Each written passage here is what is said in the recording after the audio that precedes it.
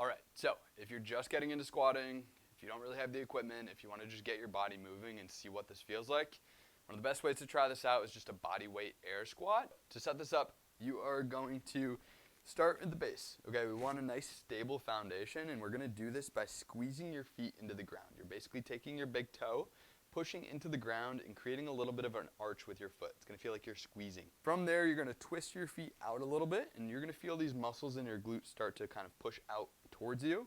That feels a lot more stable, okay? I'll show you the difference, okay?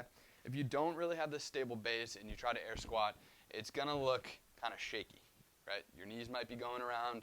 You might be kind of like leaning to one side. We want to try to eliminate all that. We want this to feel nice and strong. This is how we counteract that. We squeeze the feet. We rotate outward. This squat's going to look a lot different. Everything's locked in, okay? I don't really have to worry about anything from my waist down because I know that's set. Step number 2, once your feet are set, once the hips are set, you're going to take a big belly breath in, expand your abdomen out, and try to catch that pressure as if someone's going to go hit you in the gut and you don't want to be hit. That kind of forceful pressure. You're going to try to maintain that pressure.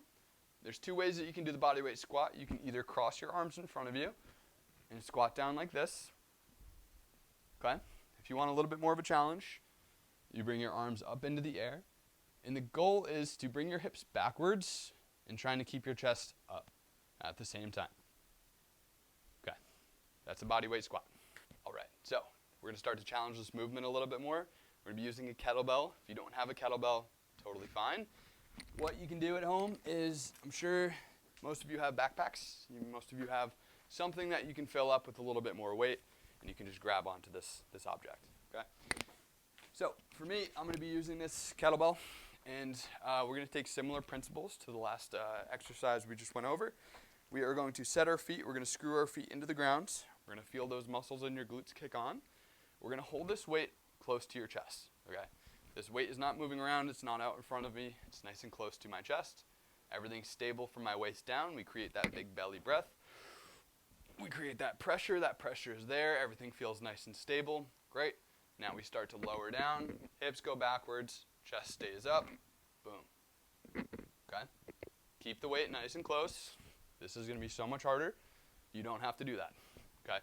The goal is just to have some type of load with the movement. It's going to make it more challenging. That's a good next step. All right, try that out.